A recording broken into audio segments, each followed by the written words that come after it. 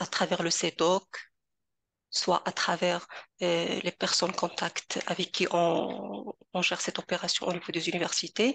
C'est la procédure. Votre demande est adressée à votre CEDOC qui nous envoie la liste pour la création de compte. Pourquoi cette procédure? Parce que à notre niveau, on ne peut pas identifier qui est doctorant et qui ne l'est pas. Donc, c'est à niveau de votre université que cette opération est faite et c'est pour cela qu'on a recours à vos universités pour la création de comptes. Donc, c'est valable pour les doctorants que pour les enseignants. On ne procède pas à une création individuelle des comptes, mais une création à travers les listes envoyées par vos établissements. On a déjà commencé la création pour les doctorants. En principe, toutes les listes qu'on a reçues, on a déjà créé. Je pense qu'il y a parmi vous des doctorants qui ont déjà leur compte. Une fois la création est faite, vous recevez un message, une notification provenant de noreplay@journeytime.com. Cette notification contient un lien qui vous permet d'accéder à la plateforme et de changer votre mot de passe, y accéder. On accède à travers l'adresse cnrst.turnitin.com. C'est l'adresse que vous pouvez utiliser pour accéder une fois que vous avez créé, vous avez activé votre compte. La création se fait, comme j'ai dit, pour les chercheurs, les enseignants et les doctorants inscrits à partir de la troisième année. Ce sont les doctorants éligibles pour la création de comptes et la création se fait exclusivement par les équipes de l'IMIST CNRST et les demandes nous parviennent à travers les universités. C'est la procédure suivie pour cette solution et vous êtes là aujourd'hui pour voir comment cette nouvelle solution fonctionne. Pour toutes vos questions, vous pouvez les poser dans la rubrique questions-réponses. Ça nous facilite de les identifier et d'y répondre. Pour le chat, nous allons le réserver pour les échanges généraux bon, mais pour les questions, prière de les mettre dans la rubrique questions et réponses. Une fois l'enregistrement est disponible après la session de formation, on va le mettre sur notre chaîne YouTube CNRST officielle. Donc, merci et je cède la parole à Madame Pamela Azzori, la consultante chez Turnitin pour vous présenter la nouvelle version de iTankTicket V2. Bonjour, bonjour et merci. Comme toujours, moi je suis justement en train de recommencer parce que le système ne me laisse pas recommencer de nouveau. Alors, bonjour à tous et merci d'être ici aujourd'hui pour assister à cette session de formation pour Authenticate. Comme vous avez entendu, je m'appelle Pamela, je suis ici pour vous montrer comment la nouvelle version d'Authenticate marche. Comme Madame Slimani vous a dit, il y a un système d'enregistrement pour les comptes et on a besoin d'un peu de patience parce que les MIST doivent enregistrer vraiment beaucoup de chercheurs et des professeurs et c'est un peu difficile de le faire justement dans un jour ainsi que il n'y a pas besoin d'envoyer par exemple de requêtes d'enregistrement à moi parce que moi je ne peux pas vous aider avec ça. Et, vous avez vu déjà ici des infos en particulier en ajoutant aux infos qui sont connectées à l'enregistrement de compte. Je vous préviens aussi qu'on n'a pas d'attestation pour ce type de session. Parce que ça, c'est aussi quelque chose c'est un type de message que je reçois très souvent des participants de ce type de session. Et moi, je ne peux pas vous offrir une attestation de participation et je ne peux pas vous offrir des comptes, malheureusement, pour accéder à Authenticate. Mais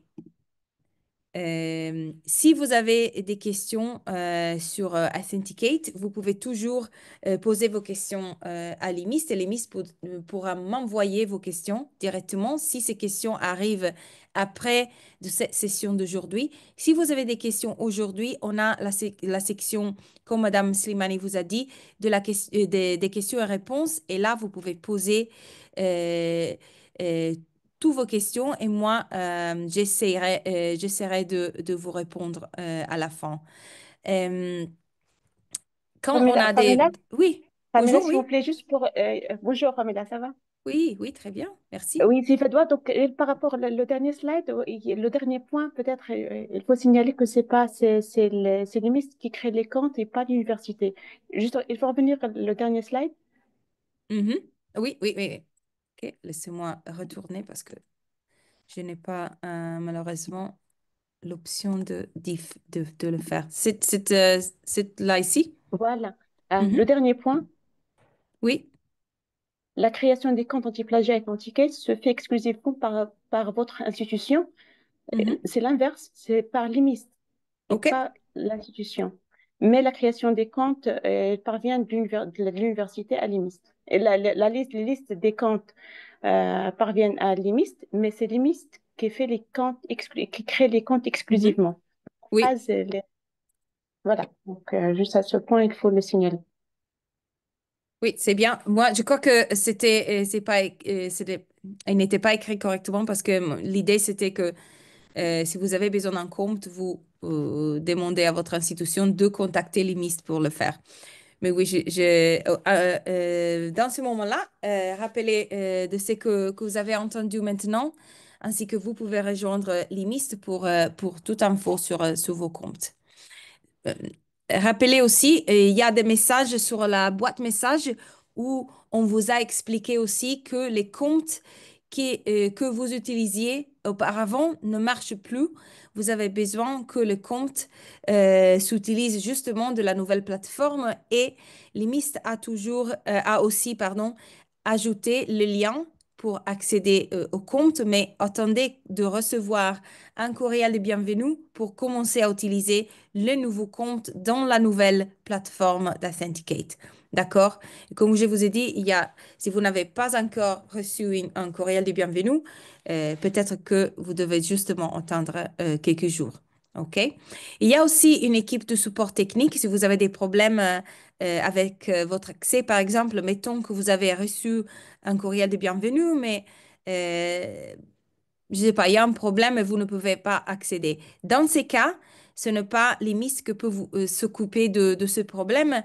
Vous pouvez toujours rejoindre notre équipe de support technique et ils pourront vous aider comme vous voulez avec vos problèmes d'accès. D'accord? Alors, ce qu'on peut faire avec la nouvelle version d'Authenticate, il y a beaucoup de fonctionnalités qui sont exactement les mêmes qu'auparavant, ainsi que, oui, l'écran, peut-être l'organisation des fonctionnalités sur la page, sur votre compte est un peu différente, mais euh, presque toutes les fonctionnalités que vous connaissiez déjà seront disponibles dans la nouvelle version, mais il y a des différences aussi qu'on va expliquer.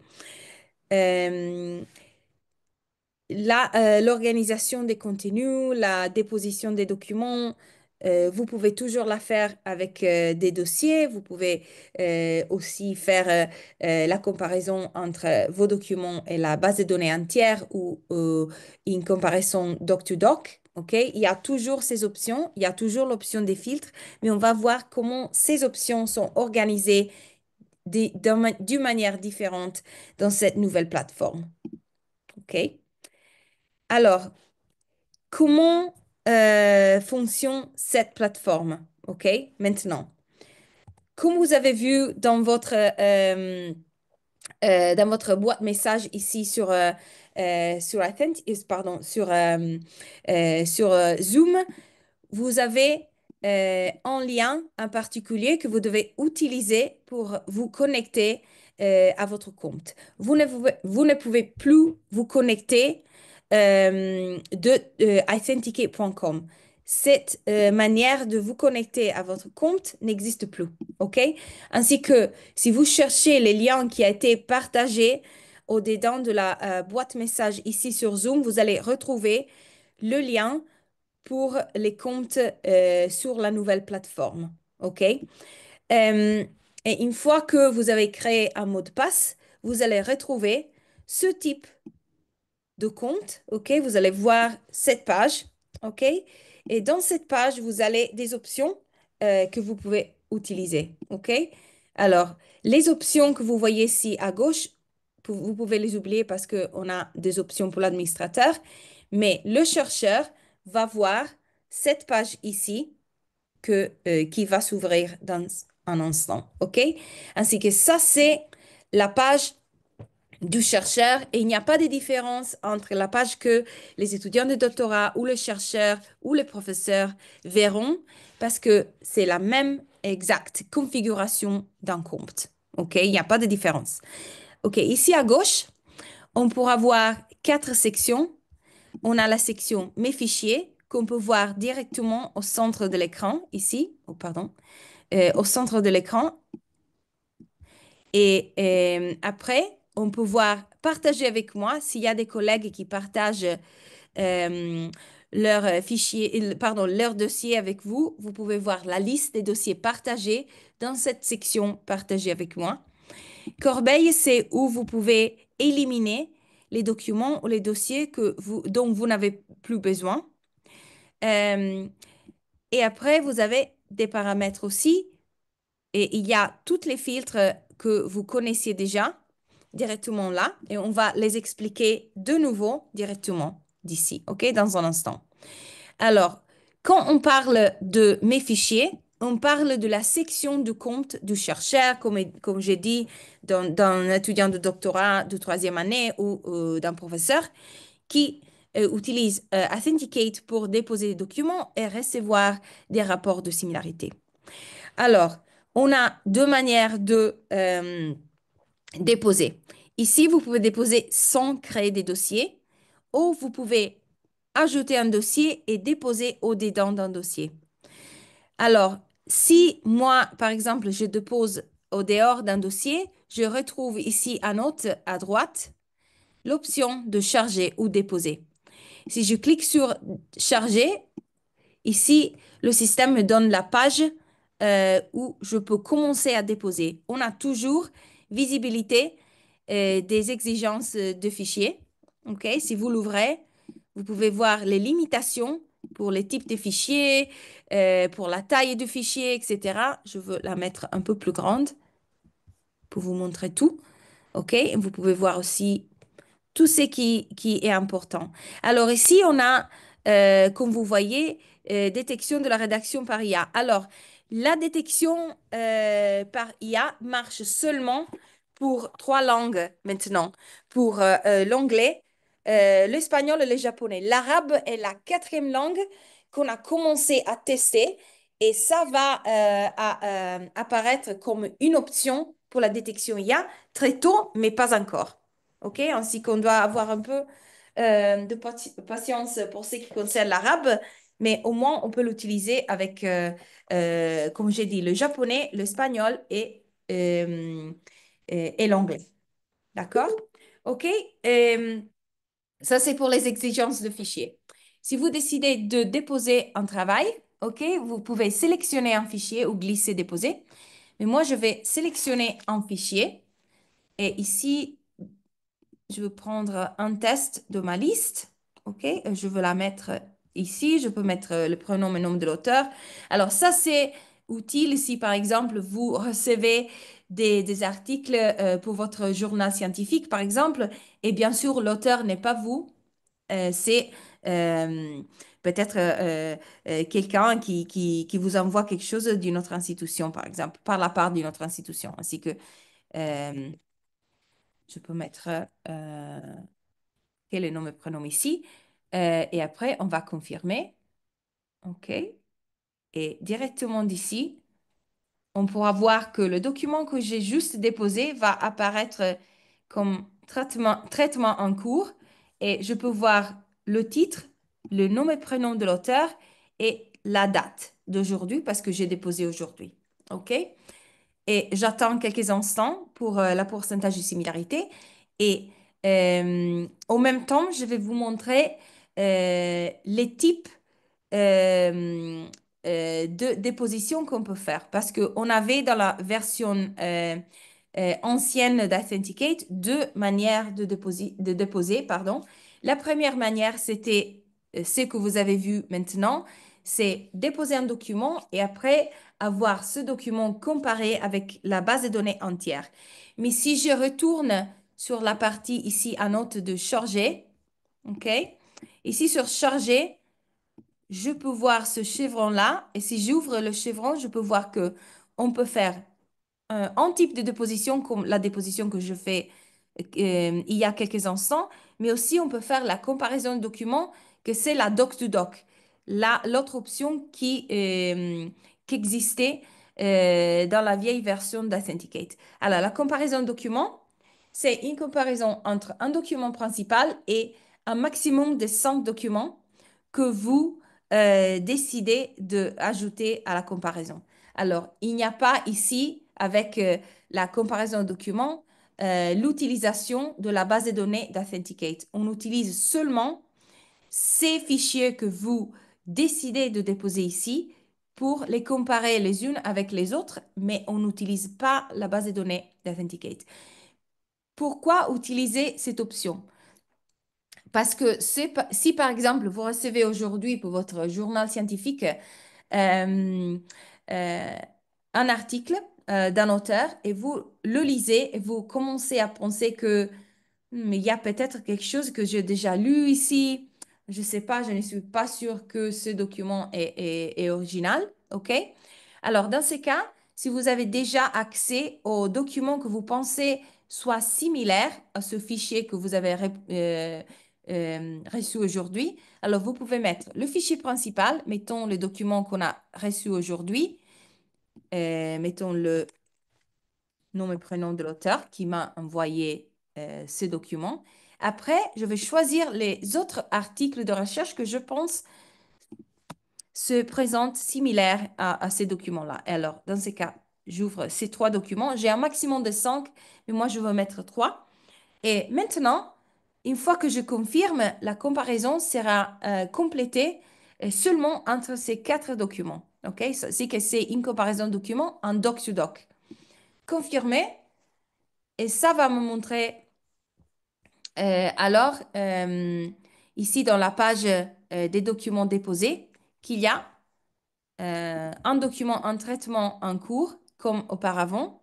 Mais la différence, c'est que les documents que j'ai déposés il y a quelques minutes me montre la pourcentage de similarité quand je le compare avec la base de données entière. Si je n'ai pas utilisé la base de données entière, j'ai utilisé seulement les 4 documents à ma choix, alors je verrai seulement document à document. Bien sûr, une fois que j'ouvre les deux, la pourcentage ou je clique sur document à document, je recevrai un rapport de similarité qui, pour la plusieurs parts, sera exactement le même pour ce qui concerne les fonctionnalités. Si j'ouvre par exemple les documents à document, je peux vous montrer ce qu'on peut voir. OK, ici, on pourra on pourra voir, comme toujours, le document principal au centre de l'écran. On pourra voir la liste des sources. Mais la liste des sources, si c'est une comparaison de documents, c'est seulement les 3 documents que j'ai utilisés pour la comparaison, que j'ai ajoutés moi-même. OK? Et les documents principaux, comme je vous ai dit, c'est au centre de l'écran. Section personnalisée, on peut voir ce qu'on a exclu comme section personnalisée créée par mon administrateur. Indicateur, écriture par IA, OK, si disponible. Et après, les filtres aussi, où on peut exclure bibliographie, texte cité, texte référencé, etc. Alors, moi, j'ai déjà reçu une question par email d'un des participants ce matin qui me demandait, parce que quand on utilise l'exclusion de la bibliographie, pardon, ça ne marche pas toujours comme on s'attend. OK, il y a peut-être plusieurs explications pour ça. La bibliographie, l'exclusion de la bibliographie marche avec ce qu'on appelle stop words. Ces stop words sont des mots qui, qu'on a inclus dans une liste pour les exclusions de la bibliographie et qui sont par exemple liste des références, bibliographie, etc. Liste d'auteurs, etc. OK? On peut vous montrer cette liste. Parfois, on a des bibliographies qui ne contient pas un de ces mots et pour ces raisons-là, le système ne peut pas l'exclure. En même temps, il y a aussi des cas où, par exemple, moi, j'ai une section qui s'appelle bibliographie, OK, à la fin du texte, mais il pourrait être que dans une de ces paragraphes ici, par exemple, il y a un paragraphe où une phrase contient un de ces mots-clés, de ces stop words, OK? Ainsi que si moi, j'ai un paragraphe ici qui me dit, OK, la bibliographie va vous montrer la liste des auteurs, par exemple. Le système va commencer à exclure de ces mots bibliographie et après, quand le système rencontre la bibliographie officielle, va arrêter la comparaison. Ainsi que ces mots-clés, parfois, si ils apparaissent au-dedans du texte, ils peuvent bloquer l'exclusion de la bibliographie officielle parce que le système exclut euh, une fois qu'il rencontre un de ces mots-clés. La troisième option, ou le troisième scénario pourrait être que il y a un problème technique et pour ces raisons-là, le système ne peut pas reconnaître la bibliographie comme mot-clé. OK? Alors, en premier, ce que je peux faire pour vous, c'est d'envoyer avec l'enregistrement la liste des mots-clés en français. Je crois qu'on a une liste des mots-clés en arabe aussi, je dois la retrouver. Mais je peux vous envoyer les listes des mots-clés en arabe, en anglais et en français, par exemple. Et vous pouvez voir si, ou vérifier si, euh, par exemple, le nom de votre section bibliographique correspond à un de ces mots-clés. Si ça n'est pas le cas, est-ce qu'il y a un de ces mots-clés au-dedans du texte? Si ça n'est pas le cas, alors on devrait contacter notre équipe de support directement pour voir s'il y a un problème technique, ainsi qu'il y a trois scénarios. Ici, dans les filtres, je vais expliquer naturellement le rapport de similarité un peu plus clairement dans un instant, mais parce qu'on est ici, je vais vous expliquer aussi, parce que la question incluait aussi, est-ce qu'on peut exclure les faibles correspondances par pourcentage? Dans ces moments-là, ça n'est pas disponible et je crois qu'on n'a pas des plans pour réactiver cette option. Mais on peut discuter ça avec notre équipe de support euh, euh, un peu plus tard. Mais pour l'instant, on n'a pas l'option d'exclure les faibles correspondances par pourcentage et ça ne va pas changer pour l'instant. OK? Ainsi que ça, c'est un peu ce qu'on peut voir si vous faites la comparaison de documents et les limitations des filtres, OK, en général. Euh, Si vous ouvrez un rapport de similarité en utilisant la pourcentage, OK, ce que va changer, c'est la liste des sources. Parce que la liste des sources, quand on utilise une déposition ordinaire, OK, d'un document, ça me montre euh, la liste des sources qu'on a identifiées euh, de la base de données. Pardon. Alors, vous pouvez voir ici que la liste est beaucoup plus large, OK? Comme vous avez toujours vu sur Authenticate, la version ancienne, les filtres sont toujours les mêmes, ça ne change pas, OK? Et les autres options, similarité, section personnalisée, indicateur, écriture par IA, ne changent pas. On peut le retrouver d'ici, OK? Ainsi que la seule différence sont, on peut la trouver au-dedans de toutes les sources, OK? Alors, ça, c'est la procédure si on décide de déposer un document avec la comparaison document ou avec le doc-to-doc. OK? Une fois que je dépose sans utiliser un dossier, les documents que j'ai déposés m'apparaissent avec cette icône en bleu. OK? Mais quelles sont les icônes en noir qu'on peut voir ici? Alors, les icônes en noir ici sont mes dossiers. Alors, si je clique sur ajouter un dossier ici,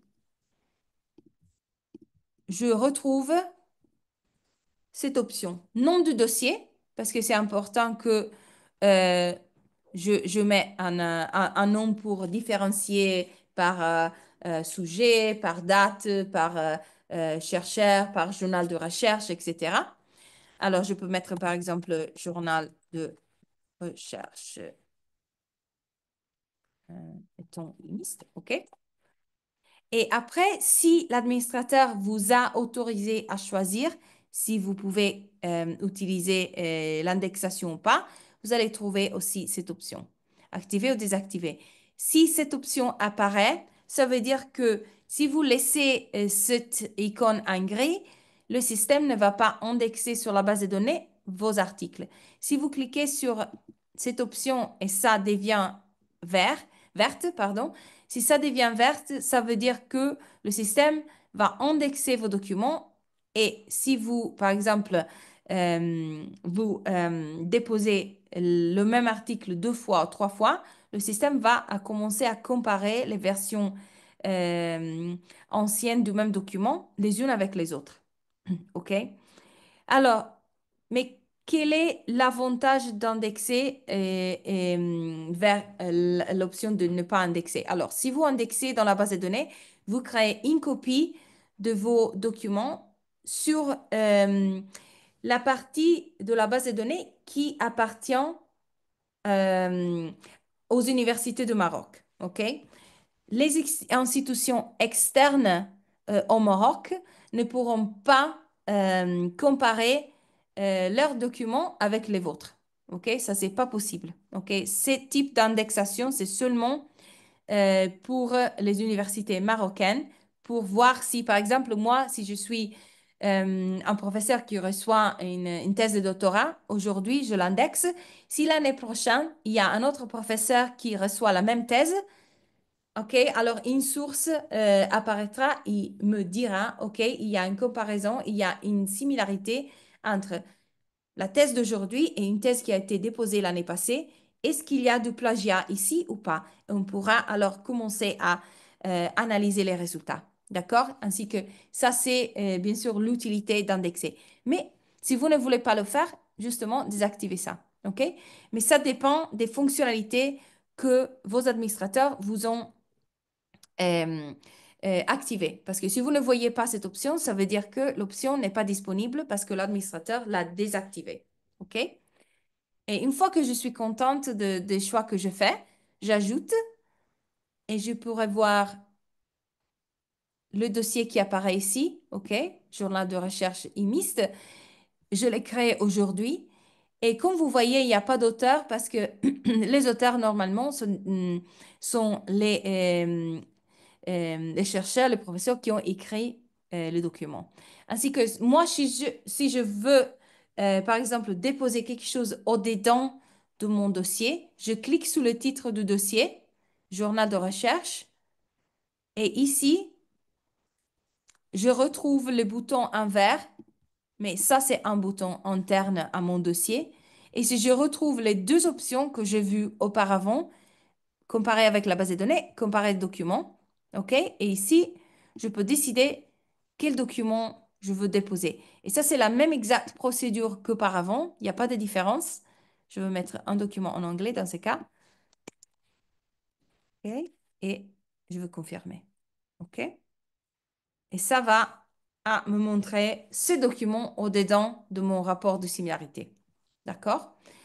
Ainsi que traitement en cours, on va recevoir le pourcentage, etc. Si je retourne sur mes files ou mes fichiers, maintenant, je ne peux pas voir le document que j'ai déposé sur Journal de recherche parce que ça va être disponible seulement si j'ouvre le dossier. D'accord?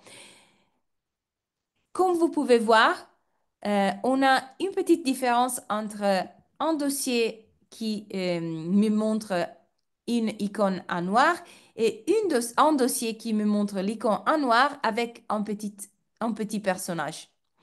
Alors, l'icône avec le petit personnage me dit que moi, j'ai partagé mon dossier avec un collègue ou quelqu'un qui utilise Authenticate avec un compte IMIST. OK?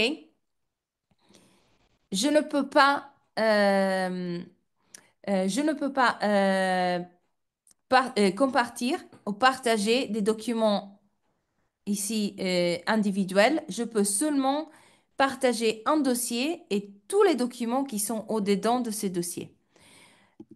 Dans mon cas, moi, j'ai créé journal de recherche. J'ai un document ici, par exemple. Et une fois que je décide de partager ce dossier, tous les documents qui sont au-dedans de ce dossier seront partagés aussi. Si je retourne alors sur la possibilité de partager, je clique sur cette boîte près du nom du dossier et tout en note, OK, je veux l'option partager. OK? Je clique sur partager et maintenant, le système me donne l'opportunité de choisir un de mes copains ou de mes collègues d'ici. Par exemple, si je cherche un de mes collègues ici, oh, et voilà, mon collègue apparaît et je peux cliquer sur le nom et ça veut dire que je peux partager mon dossier avec mon collègue. Alors, je vais mettre un autre nom.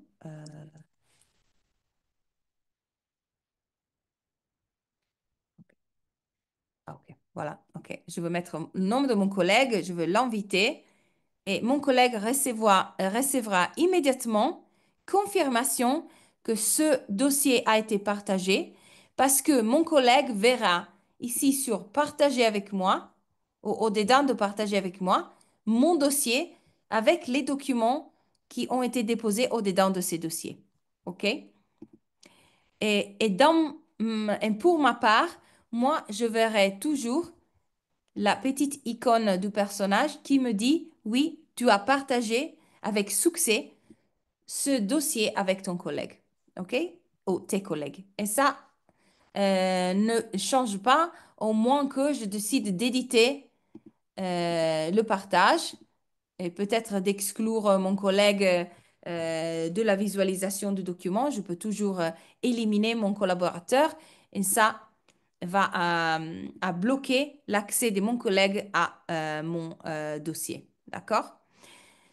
Ainsi que voici les options de déposition ici. Mais si par exemple maintenant, moi, j'ai l'option d'indexer mes documents sur la base de données institutionnelle du Maroc, est-ce qu'il y a une opportunité pour moi d'éliminer ces documents de la base de données du Maroc? OK? Parce que c'est seulement, comme j'ai dit, pour euh, les consortiums des universités marocaines, c'est pas pour autres universités qui désirent comparer avec vos thèses, vos articles, etc. Ils n'auront jamais accès. C'est seulement pour vous. Mais si vous voulez éliminer quelque chose que vous avez déposé, par exemple sur la base de données institutionnelle, parce que vous n'en avez pas besoin ou parce que vous avez indexé par erreur, etc. Pardon, vous pouvez cliquer sur l'icône du dossier, mais aussi le titre d'un document, par exemple. Et vous pouvez voir ici en note qu'on a l'option de supprimer. Alors, je vais cliquer sur supprimer, OK? Et une fois que je supprime, dans mon cas, c'est un dossier et un document que j'ai supprimé. Ces documents, je les retrouve dans ma corbeille. OK? Si j'ouvre la corbeille, j'ai l'opportunité de voir ici qu'il y a bien sûr le dossier en noir et les documents que j'ai l'intention de supprimer définitivement en bleu. Alors, moi, oui, j'ai éliminé mes documents de mes fichiers, mais maintenant, si les documents restent au-dedans de cette liste dans la corbeille, les documents ou les dossiers n'ont pas été éliminés de la base de données. Si j'ai besoin d'éliminer de la base de données, je dois cliquer encore une fois sur l'icône, pardon, sur la boîte près du titre, et après, euh, la même chose ici avec le dossier et je dois cliquer sur supprimer définitivement pour éliminer ces fichiers et le dossier directement et définitivement de la base des données institutionnelles du Maroc. OK? Ainsi qu'une fois que je clique sur supprimer définitivement, le système me demande est-ce que je suis sûre de faire ça parce que une fois que j'élimine ces documents, je dois les euh, déposer de nouveau si je veux voir encore une fois le rapport de similarité. Mais si je suis sûre, je supprime définitivement et les documents ne peuvent pas être récupérés par Turnitin ou par vous, n'importe ce que vous désirez. Cette option n'existera pas. OK? Et une fois que vous avez éliminé définitivement, vous retournez sur mes fichiers et vous continuez à travailler. Une chose qui est très importante ici et qui existait dans la version ancienne d'Authenticate, je le dis pour les utilisateurs qui ont utilisé Authenticate pour plusieurs années. Alors ici, on n'a pas l'opportunité de faire des révisions sur le même document. OK? Chaque fois que vous déposez un document de nouveau, un nouveau crédit sera utilisé. OK? Ainsi que si la licence contient pour l'ensemble des institutions marocaines, mettons 500 documents, si vous déposez le même document 3 fois ou 4 fois, le système utilisera 4 crédits ou 4 documents de la licence euh, officielle du Maroc. OK? Il n'y a pas l'opportunité de faire des révisions comme auparavant, comme dans la version ancienne, sans utiliser des crédits additionnels. Pour l'instant, on n'a pas,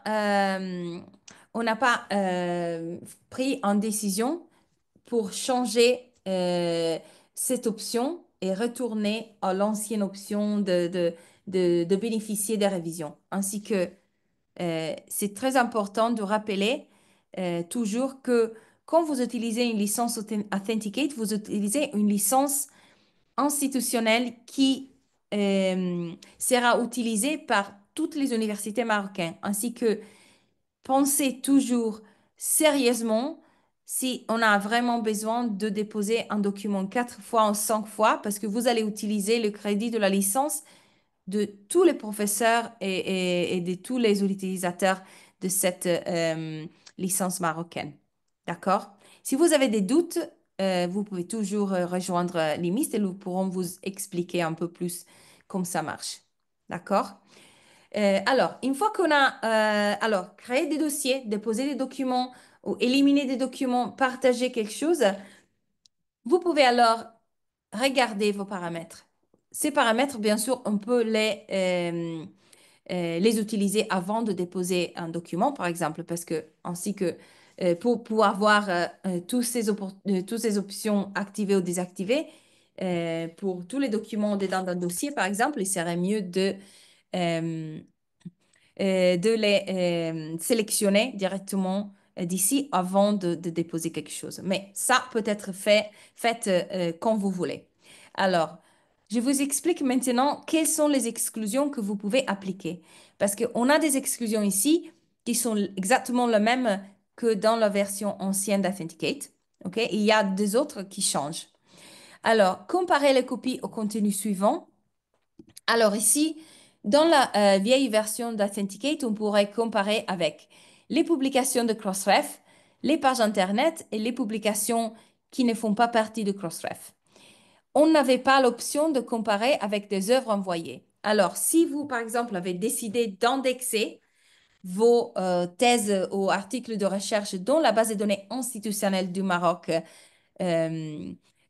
chaque fois que vous déposez un document, vos thèses ou articles seront indexés dans les œuvres envoyées.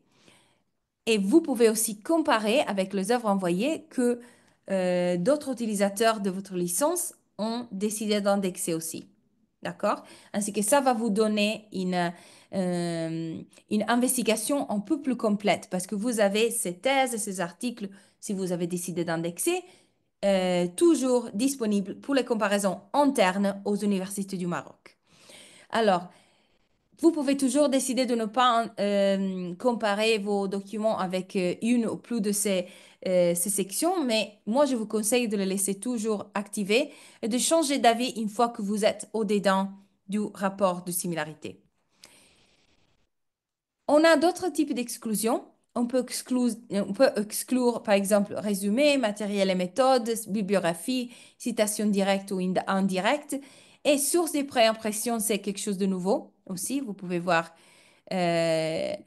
l'explication qui vous dit, quand on parle de préimpression, c'est quoi qu'on considère, OK? Vous pouvez voir ici l'option, OK? Et l'explication. Faible correspondance, comme on a dit quand on était au-dedans du rapport, c'est malheureusement seulement par nombre de mots et pas par pourcentage. Et comme j'ai dit maintenant, on n'a pas, euh, on n'a pas un plan pour ce qui concerne ajouter l'exclusion par pourcentage. Ça, c'est quelque chose qu'on peut seulement décider avec notre équipe technique. Moi, je ne peux pas influencer ce type de change, modification du produit, malheureusement. On va voir comment les faibles correspondances marchent de nouveau au-dedans du rapport. Et qu'est-ce qu'on peut faire avec les sections personnalisées? Si vous rappelez bien, quand vous aviez accès au système ancien d'Authenticate, il y avait l'opportunité pour vous, comme chercheur, de créer des exclusions de sites web, des exclusions pour des phrases d'utilisation commune, etc. On n'a pas ici la même opportunité.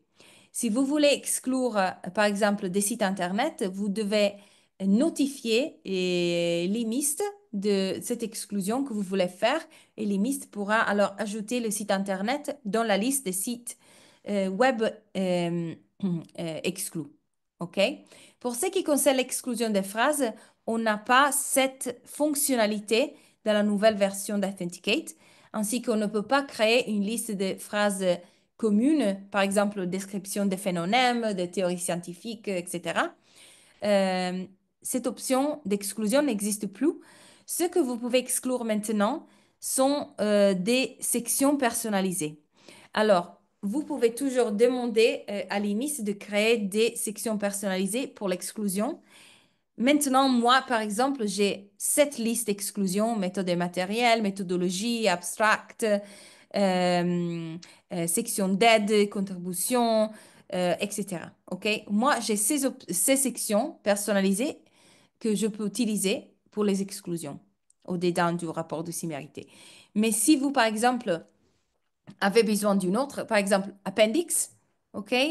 Vous avez besoin de ça ou il y a quelque chose que vous voulez exclure, vous devez notifier vos administrateurs ainsi que cette section soit ajoutée et vous pouvez alors la retrouver dans la liste et l'exclure comme vous voulez. OK? Toutes ces options d'exclusion, vous pouvez les modifier au-dedans du rapport.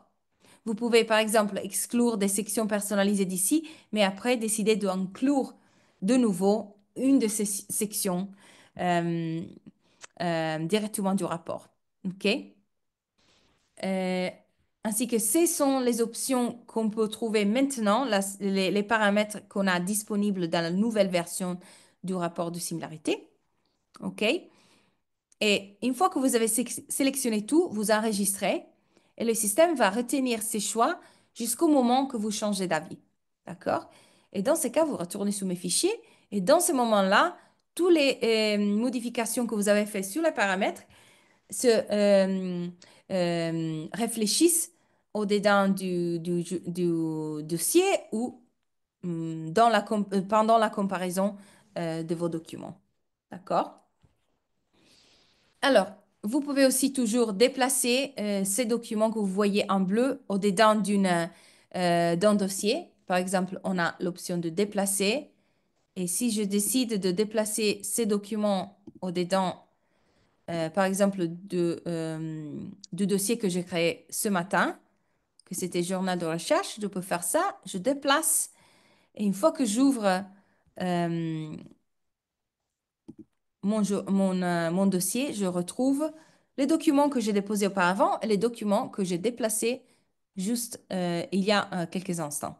OK? Alors, une fois on a fait nos exclusions, OK, et on a déposé nos documents, nous pouvons cliquer sur le pourcentage de similarité et ouvrir un rapport de similarité, OK? Et on peut commencer maintenant à analyser les résultats, OK? On a déjà vu il y a quelques minutes l'organisation du nouveau rapport, mais je vais vous expliquer un peu plus en profondité ce qu'on peut voir ici. OK? Alors, immédiatement, ici, on peut voir le nom et prénom de l'auteur, le titre. OK? Ici à droite, on peut voir la section pour télécharger la version PDF de ce rapport de similarité. Et on pourra voir aussi la section pour les métadonnées du document. Et ces métadonnées incluent aussi, oui, nombre de pages sur fichier. On peut voir nombre de caractères, nombre de mots, nombre de pages, etc. Mais sur l'envoi, on peut voir aussi le numéro de la copie. Parce que, comme vous savez, s'il y a des problèmes techniques, si vous voulez investiguer quelque chose au niveau technique, il serait mieux de copier ce code et après l'envoyer à notre équipe de support avec euh, votre question et ils pourront alors vous envoyer les réponses. OK? C'est très important. Les métadonnées sont là et les guides à l'utilisateur sont là. Et la deuxième ligne vous montre les options que vous retrouvez ici. Similarité, section personnalisée, indicateur, écriture par IA. OK? Similarité, bien sûr, comme vous savez de la version précédente, on va vous montrer la liste des sources qu'on a identifiées pendant la comparaison et comment euh,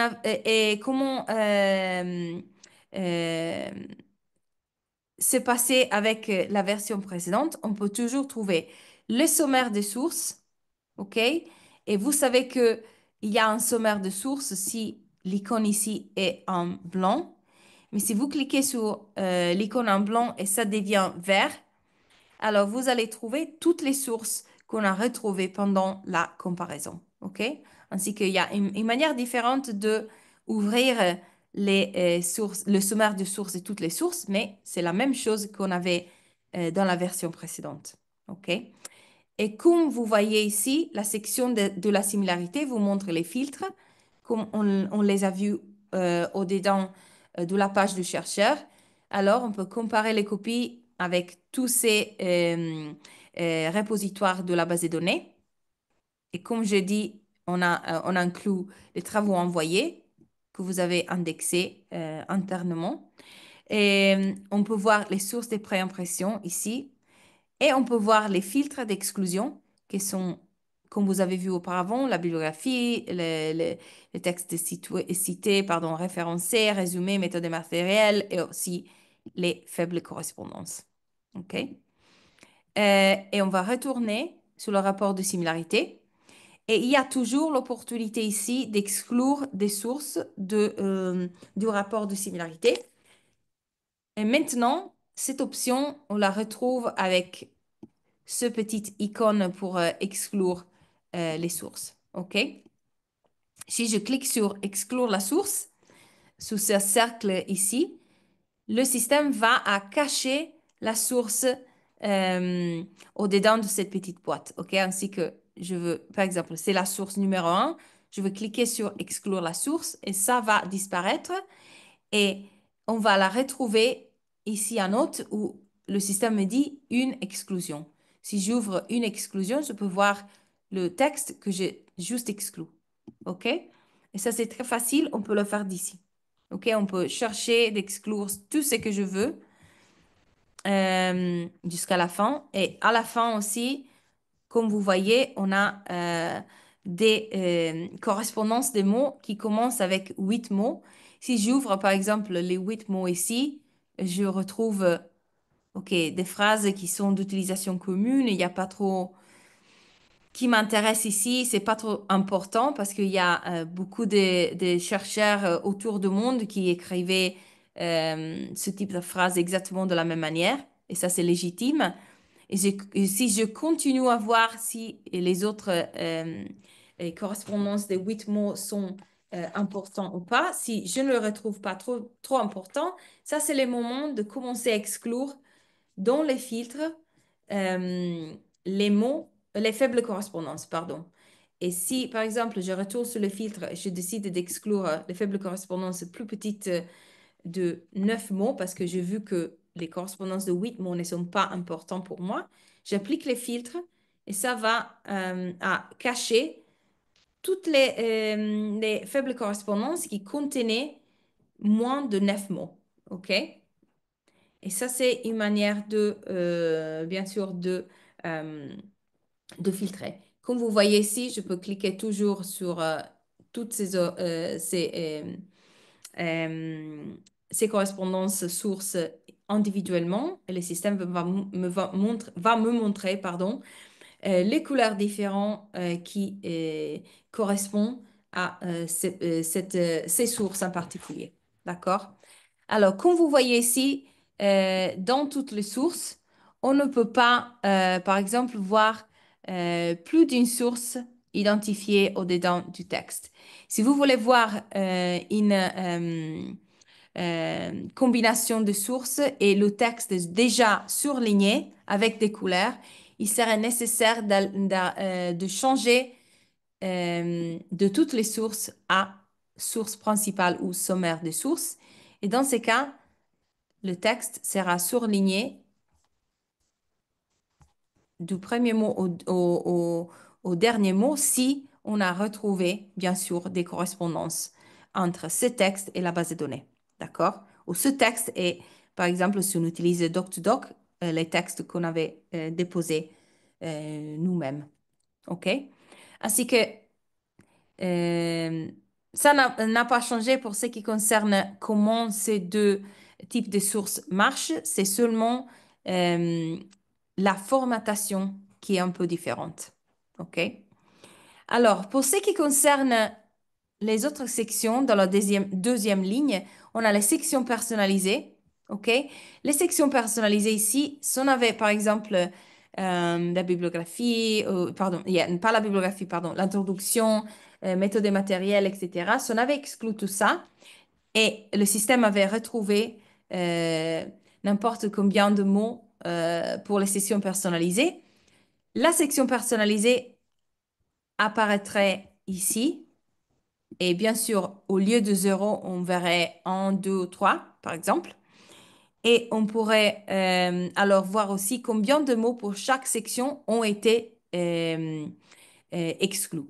Si je change, par exemple, de ce document en espagnol à un document en anglais, qui, par exemple, peut me montrer cette section personnalisée, je vous montre la différence quand on a une section personnalisée exclue. On pourra voir aussi comment on peut peut-être modifier la section personnalisée exclue. OK? On a dans mon cas, par exemple, une section personnalisée abstract, 74 mots exclus. Si je clique sur abstract d'ici, OK, directement de la section personnalisée, OK, je clique là et le système me montre, OK, voilà le abstract, voilà euh, le paragraphe qu'on a exclu. Est-ce que tu veux modifier les limites? Par exemple, si je considère qu'il y a une partie de cet abstract qui ne doit pas être référencée, par exemple, mais la moitié, on a besoin de la référencer, je peux modifier les limites et décider de modifier ce type de exclusion. Par exemple, comme ça, je ne veux pas exclure tout, mais seulement ça, et je peux confirmer les modifications. Et après, le système, bien sûr, va me montrer dans les sections personnalisées qu'on n'a plus 74 mots exclus, mais seulement 39 maintenant. OK? Et je peux toujours aussi décider de annuler les modifications. Et ça va me montrer encore une fois les 74 mots, mais je peux aussi décider de n'exclure pas cette section personnalisée de la comparaison. Comment je peux faire ça? Je peux décider de exclure d'ici, OK? Et dans ces cas, ça va disparaître directement. Je peux aussi la inclure de nouveau, OK? Inclure l'abstract de nouveau si je clique sur afficher les paramètres, OK? Si je veux voir encore une fois les résultats de similarité avec l'abstract exclu, je peux voir que je peux changer d'avis directement d'ici. Je peux retourner aux sections personnalisées. OK? Et voilà, moi j'ai seulement une section personnalisée, mais si on avait plusieurs, la liste apparaîtrait directement d'ici. OK? Et ça, c'est quelque chose de nouveau qui n'existait pas dans la version précédente. Une autre chose qui n'existait pas dans la version précédente, c'est la liste des indicateurs. Alors, la liste des indicateurs contient texte masqué et caractères remplacés. Ça veut dire quoi? Avec le texte masqué, on trouve parfois des textes où l'auteur a, par exemple, euh, caché des caractères en blanc au-dedans du texte entre des mots. Par exemple, entre kiwi fruit et bilan, et entre bilan et tout, entre bilan et citrus, etc. Moi, j'ai inclus des mots en blanc, pardon, pas des mots, des caractères en blanc, des caractères invisibles. Ça veut dire quoi? Ça veut dire quoi? Que le système, par exemple, euh, normalement, et identifie si une phrase, un paragraphe, etc., appartient à un texte qui existe au-dedans de la base de données. Moi, comme auteur, j'ai l'intention de tricher le système et de euh, essayer de passer une phrase ou un paragraphe comme original, comme si j'avais écrit ça. Et je pense que si j'ajoute des caractères en blanc ou invisibles, euh, Turnitin ou Authenticate ne pourront pas découvrir que cette phrase, ce paragraphe appartient à un autre auteur. Mais ça n'est pas le cas parce que moi, même si je décide de ajouter des caractères en blanc ou en visible ici, le système les va cercler en rouge, va les cercler en rouge. Et si la source existe dans la base de données, le système va la identifier. Et ça, ce type euh, de manipulation ne peut pas marcher. En même temps, le texte masqué peut être utilisé pour tricher les filtres d'exclusion. Parce que, par exemple, moi, si je décide de mettre des guillemets, par exemple, au début d'un paragraphe, des guillemets en blanc, OK, en visible, OK, peut-être des guillemets de types différents, OK, et je commence avec les guillemets au début, avec le premier mot, et je termine avec ça, OK. Alors, dans ces cas, moi, si j'inclus des guillemets en blanc, le système, une fois que je applique les filtres d'exclusion, le système va exclure ces sections aussi, n'importe si les sections commencent avec des guillemets en blanc. OK? Alors, l'avantage ici, c'est qu'il n'y a pas des soucis avec ça. On n'a pas besoin de s'inquiéter ou de se préoccuper parce que ici, ces guillemets en blanc apparaîtront en rouge. Et si ces guillemets apparaissent en rouge, moi, je sais qu'il y a eux en tentative de tricher le système, de tricher les filtres. Et je peux voir immédiatement que si je, par exemple, décide de changer les filtres, d'inclure de nouveau les citations, je pourrais voir exactement euh, s'il y a quelque chose dans la base de données qui a été identifié comme similaire à ce paragraphe, par exemple. OK? Ainsi que ce type de manipulation ne marche pas. En même temps, il pourrait être que j'ai ajouté des phrases entières en blanc euh, à la fin d'une section, à la fin du document.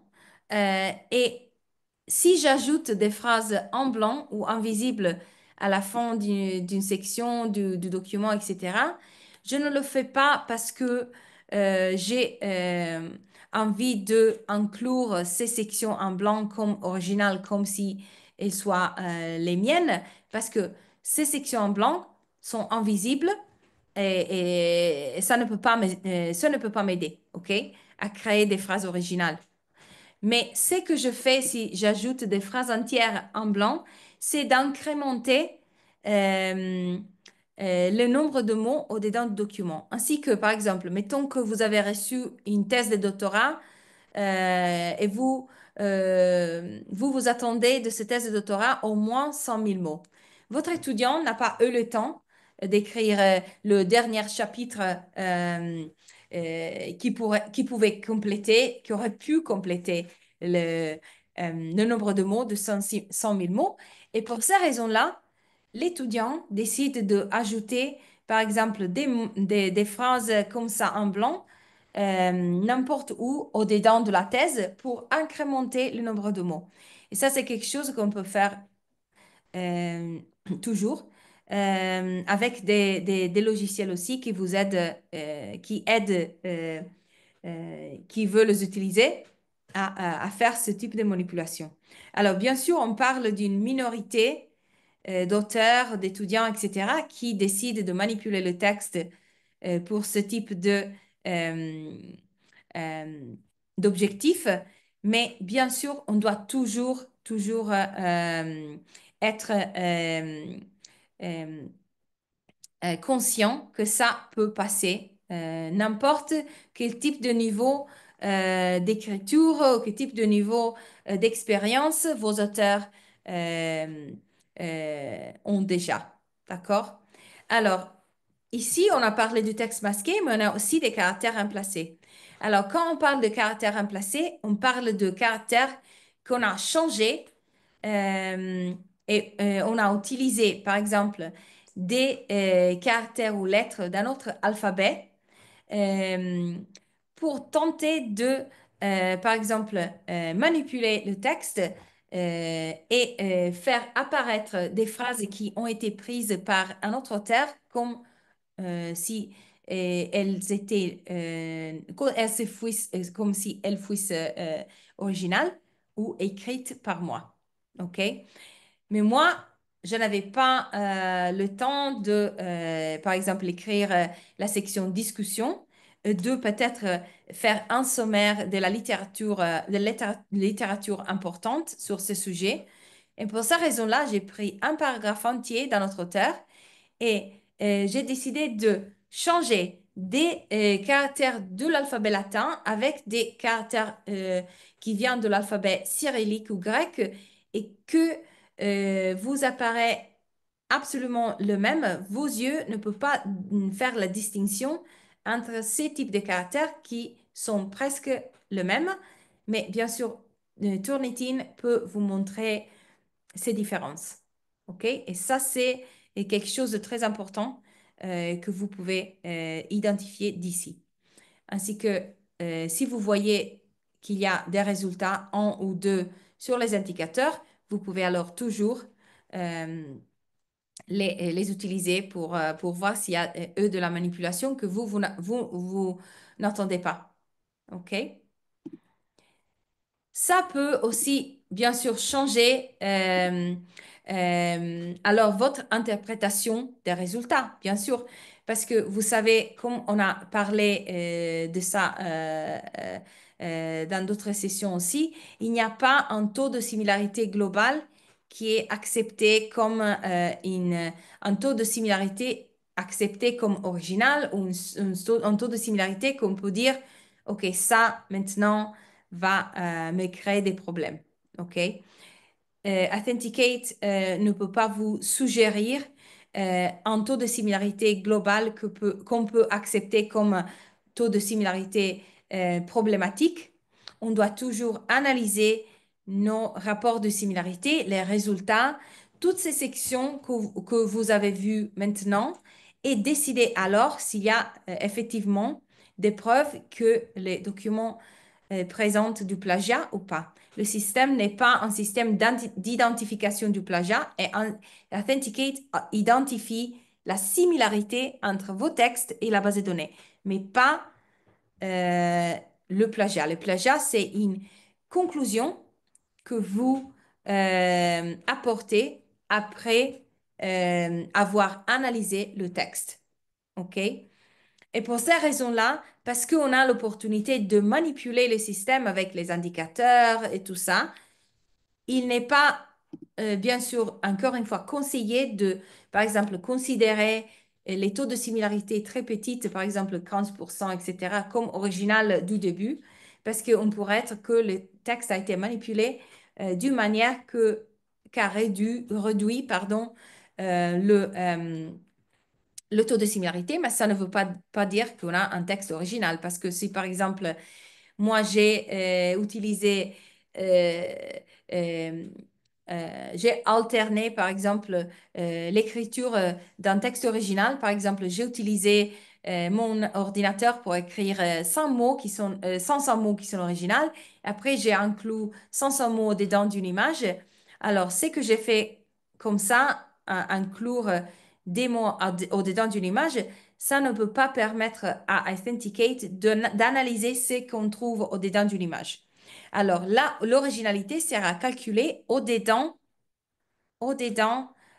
du texte qui a été écrit par moi, mais pas sur les 500 mots qu'on a inclus dans des images. Ainsi que je peux continuer à alterner euh, texte créé par moi avec texte qui a été inclus dans une image et le pourcentage pourrait m'apparaître très petite, en particulier euh, si on a, par exemple, déjà exclu ou utilisé les filtres. Si je n'ai pas utilisé les filtres, le pourcentage est très petit.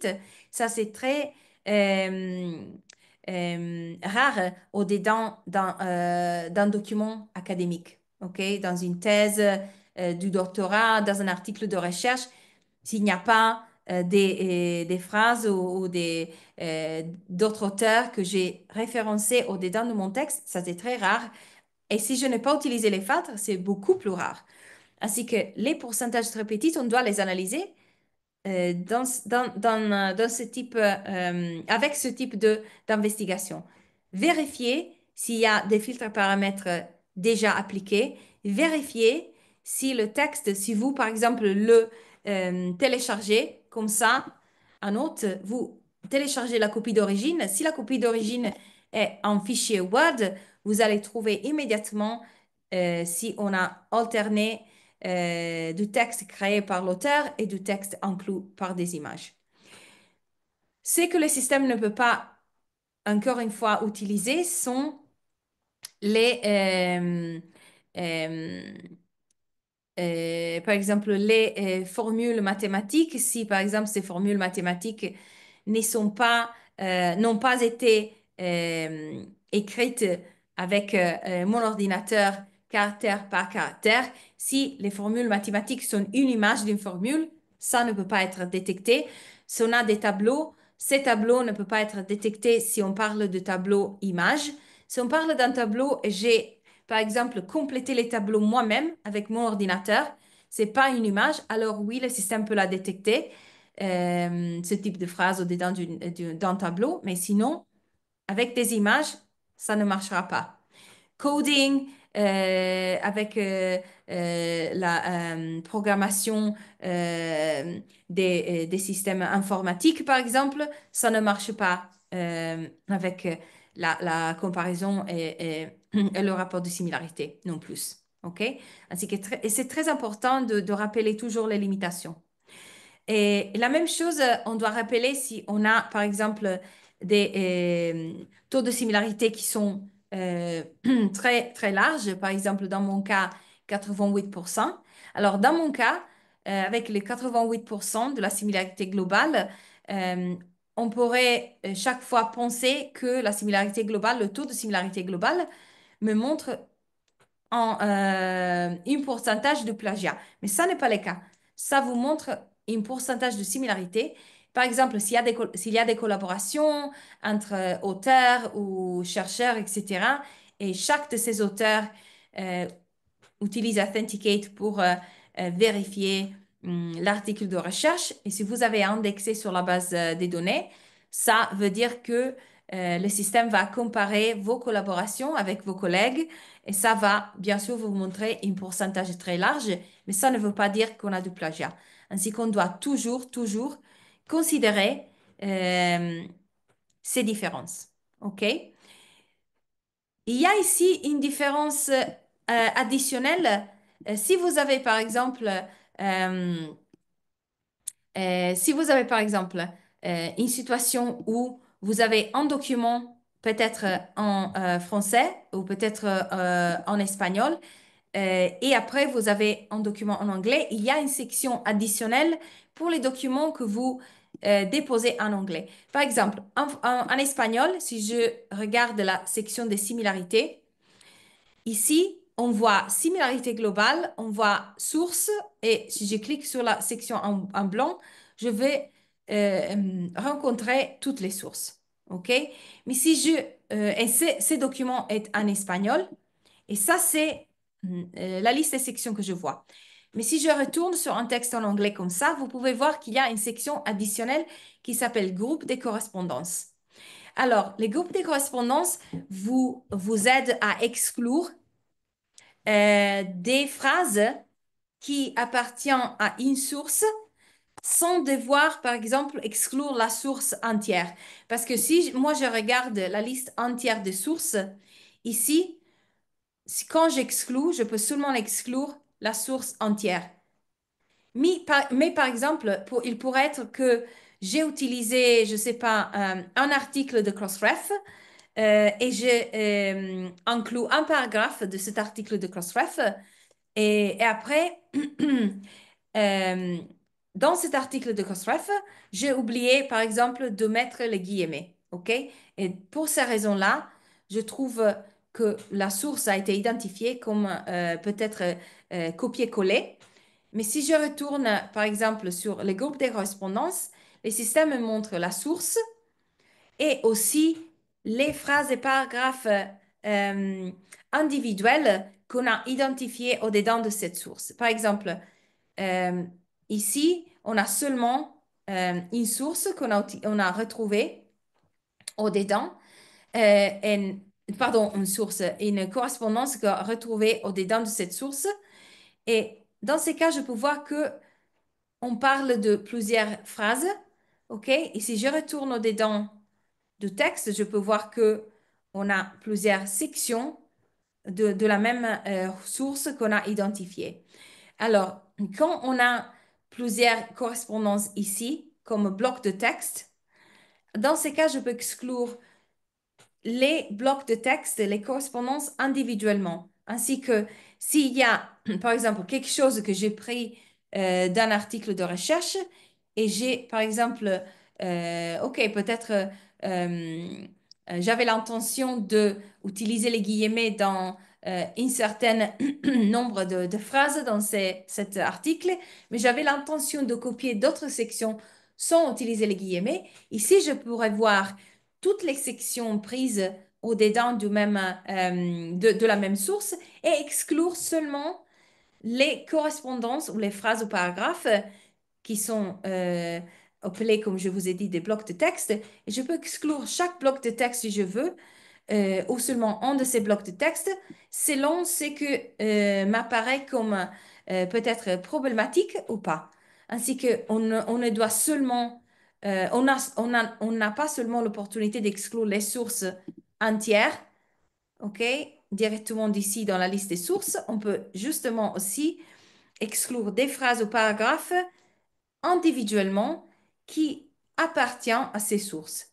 OK? Pour me donner un type d'exclusion qui est un peu plus euh, euh, pratique. OK?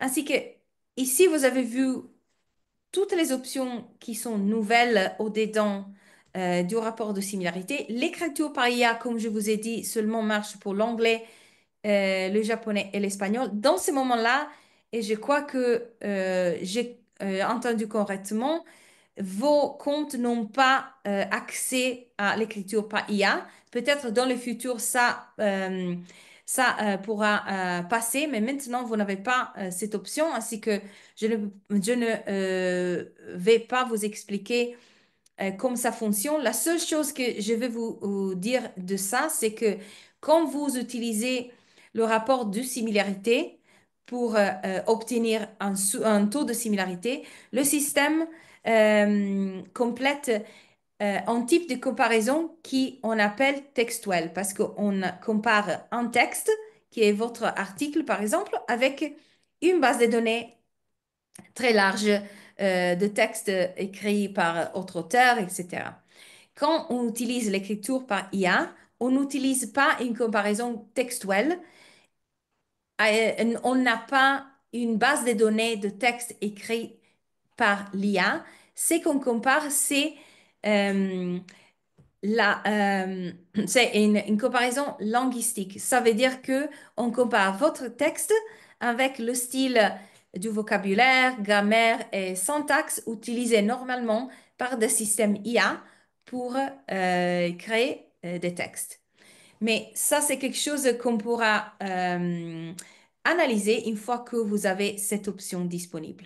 OK? Mais ça, c'est Juste justement pour vous Pamela, on montrer. a cette Oui? option aussi. Ah, OK. Pamela, cette Ah, OK. option, on l'a aussi dans notre abonnement. Ah, OK, oui, OK. Je pensais que ne l'avait pas. Alors, si je vous montre alors euh, ce qu'on peut voir. OK, comme je vous ai dit, l'écriture par IA, OK, c'est pas une comparaison textuelle, c'est une comparaison linguistique, vocabulaire, grammaire et syntaxe, OK? Et ce qu'on va faire avec chaque article, c'est de prendre chaque article et le diviser par section de 200 mots, par exemple. Dans ces cas, mettons que c'est abstract, c'est une section de 200 mots. Cette section de 200 mots sera comparée avec le style de la grammaire, vocabulaire et syntaxe utilisé normalement par l'IA.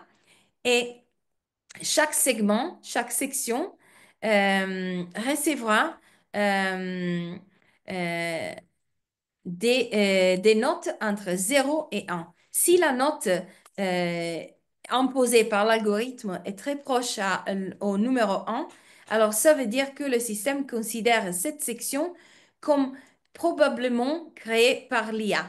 Alors, chaque section qui reçoit ce type de note proche au numéro 1 apparaîtra comme un segment en bleu ici dans la répartition de copies. Alors, ces rectangles ici en bleu sont vos segments. Ok, les segments que le système a identifiés comme probablement créés par l'IA. On dit probablement parce que on a toujours peut-être la possibilité des faux positifs. Alors, notre pourcentage de faux positifs sur les millions de documents qui ont été déposés il y a 2 ans, quand on a commencé à détecter l'IA, est de moins de 1%. Ainsi que ça veut dire que les faux positifs sont vraiment, vraiment un nombre très petit. Mais qu'est-ce qu'on peut retrouver au-dedans des faux positifs? OK? Au-dedans des faux positifs, on peut retrouver, par exemple, euh, des bibliographies qui ont été créées avec l'IA. Par exemple, moi, j'ai cité des auteurs au-dedans de mon texte et après, j'ai demandé à l'IA de créer une bibliographie en utilisant les citations et les auteurs que je référençais au-dedans de mon texte. L'IA fait ça. Le système d'Authenticate détecte qu'on a utilisé l'IA et ça va vous montrer un pourcentage en bleu et des segments en bleu. Bien sûr, c'est à vous de décider si ce scénario d'utilisation d'IA est problématique.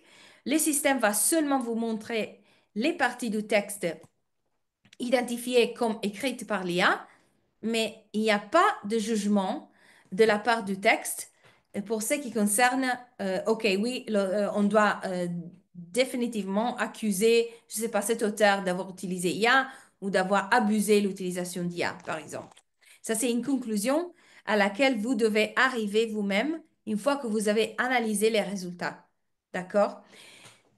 il y a par exemple aussi des scénarios différents. Par exemple, si on a un étudiant qui, par exemple, mettons qu'on a un étudiant dans notre cours qui est dyslexique, OK?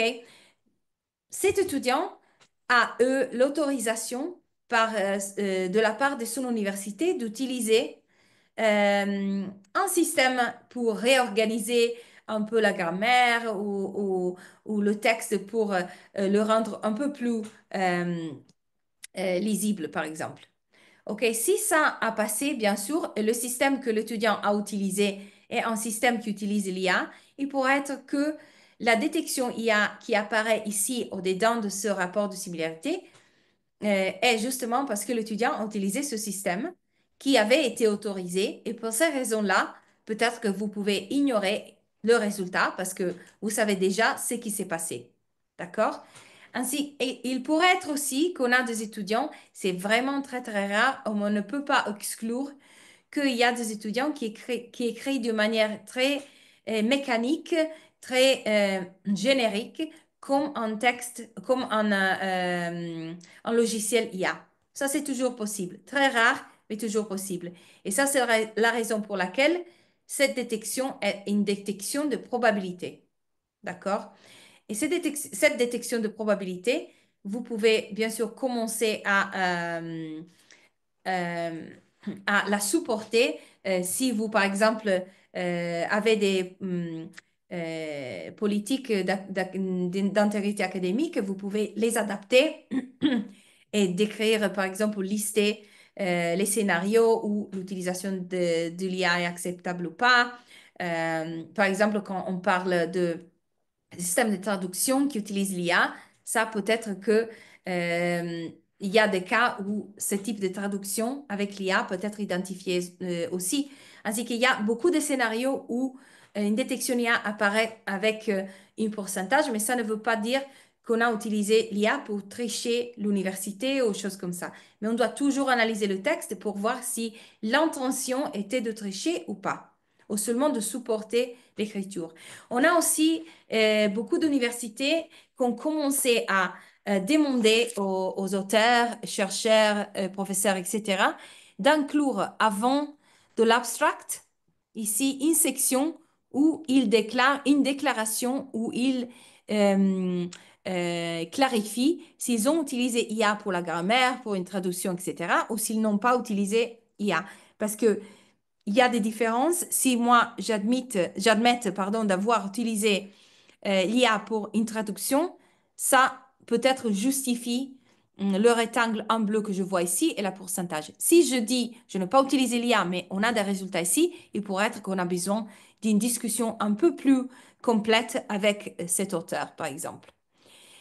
Au-dedans du texte, vous allez trouver des éléments qui vous montrent qu'il y a d'IA très souvent parce que il y a par exemple parfois des auteurs qui ont été référencés qui n'ont pas une connexion directe avec votre matière, par exemple, vos champs de recherche, parce que on sait que les logiciels IA cherchent partout sur l'Internet pour des références qui sont euh, euh, un peu connectées au sujet, mais il pourrait être que IA retrouve une connexion avec un auteur qui a seulement mentionné, par exemple, l'extraction de DNA, par exemple, mais il n'a pas étudié ce type de choses. Et pour ces raisons-là, on a écrit quelque chose, il a écrit quelque chose sur l'introduction d'un article qui parlait de quelque chose d'autre. Mais le logiciel IA ne sait pas ça et ça va vous inclure des auteurs que vous ne vous attendez pas dans ce texte pour ce type de recherche, pour ce type euh, de sujet. D'accord? On a aussi l'IA qui vous écrit des sections qui sont très, très parfaites pour ce qui concerne les numéros de ligne, les numéros de page. Par exemple, ici, j'ai l'abstract qui a été écrit par l'IA avec 6 lignes. Ici, 6 lignes. Ici, 7. Voilà, 6. Encore 4, 4, 5, 4. C'est trop parfait. Au moins d'avoir demander à mon auteur de créer exactement des sections qui contiennent seulement 4 lignes ou 6 lignes, ça va pas être trop normal pour des chercheurs qui ont de l'expérience euh, ou qui, par exemple, euh, euh, connaît l'importance je sais pas, des applications vers les études génétiques, etc. OK? Aussi, une chose que vous allez trouver qui est euh, très étrange ici, c'est que une fois que vous avez un titre pour un article, une thèse, etc., pardon, oui, pour l'article ou la thèse, le développement de ce titre de recherche, de thèse, d'article, etc., va être vraiment, vraiment très générique, très légère. Et ça vous montre que dans ce texte, il n'y a pas d'évidence de ce que vous avez, par exemple, expliqué à votre étudiant pendant vos réunions, vos discussion avant de commencer l'écriture de la thèse, ce que vous avez discuté dans vos séminaires, dans vos classes, par exemple, euh, ce que vous avez mis dans vos, par exemple, guide pour commencer à écrire une thèse, etc., sur ce sujet, etc. Vous n'allez pas retrouver ce type de profondité au-dedans du développement du titre et du sujet de recherche. Ainsi que celles-ci sont tous éléments importants pour retrouver effectivement des preuves d'écriture IA en ajoutant à la pourcentage de détection. La pourcentage de détection est quelque chose que peut-être nous invite à commencer à analyser ces résultats, mais c'est le texte qui va nous donner les détails importants pour décider s'il y a du plagiat, l'intention d'écrire un texte avec IA ou pas. Je vous rappelle, on a vu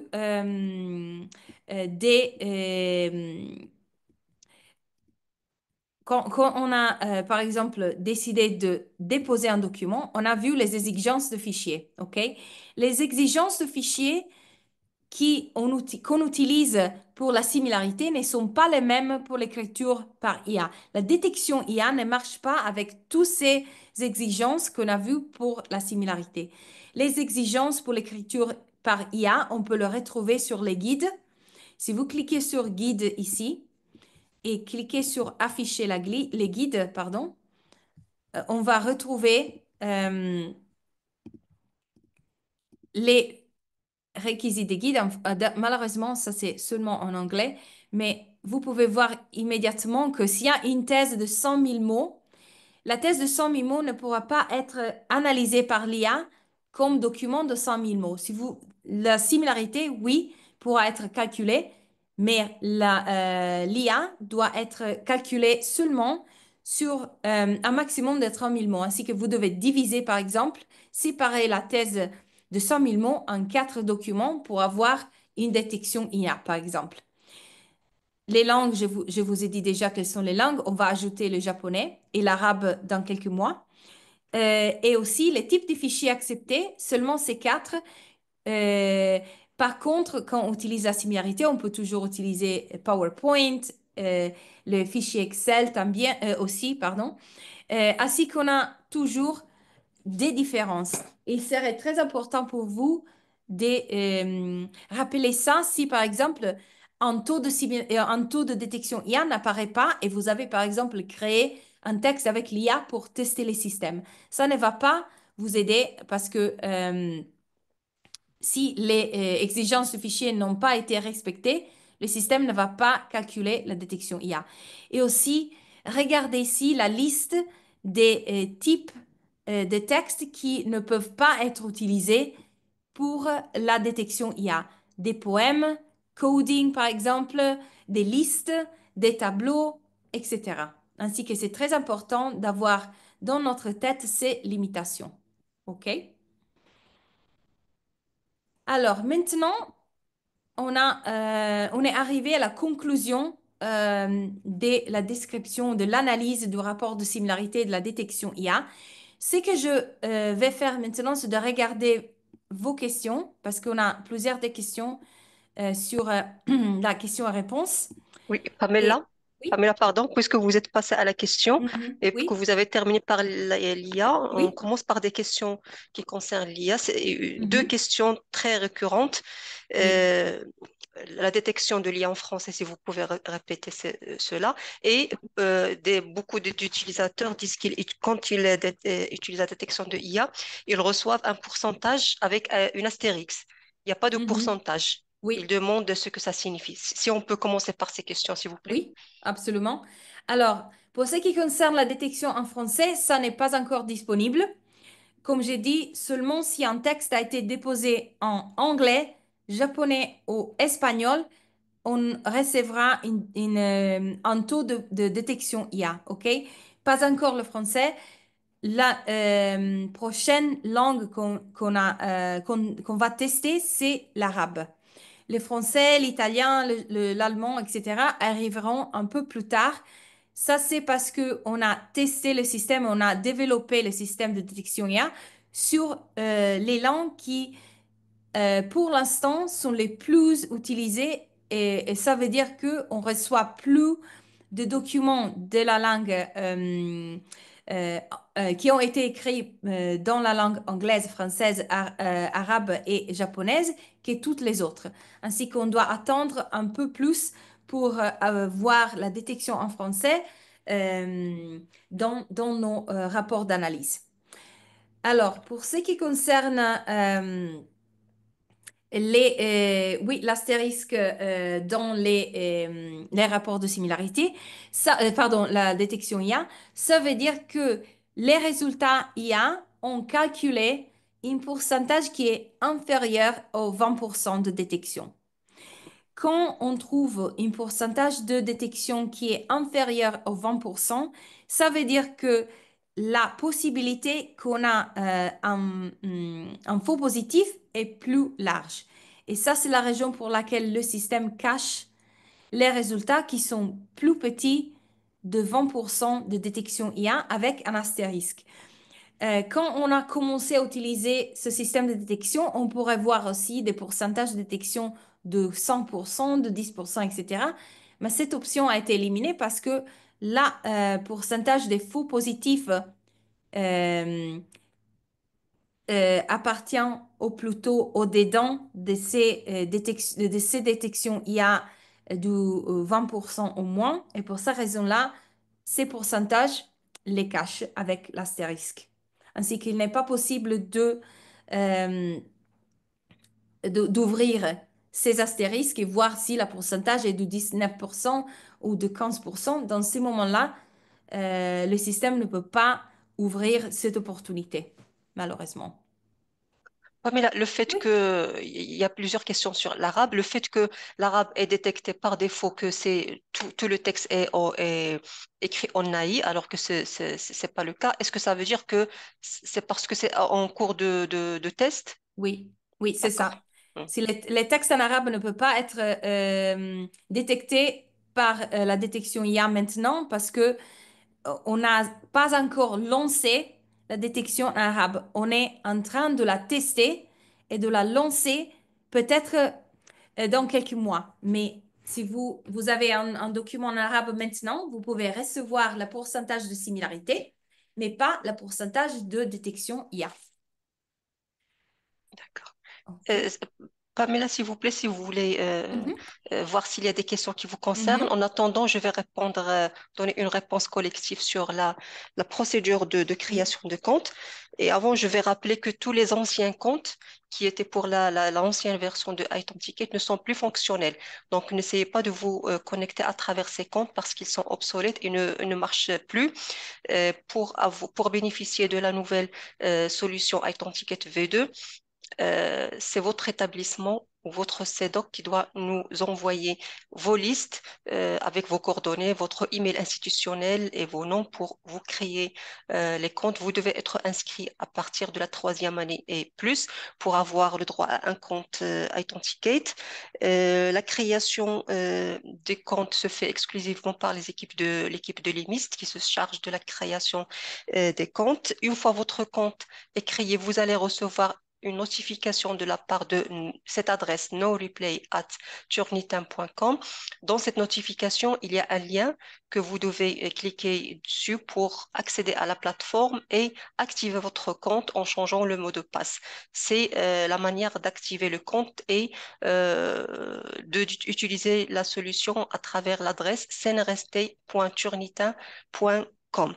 Donc, la notification ou l'email d'activation que le système vous envoie reste valide pour 30 jours. Une fois ce délai dépassé, le lien n'est plus d'actualité et vous devez envoyer une demande pour vous réactiver votre compte.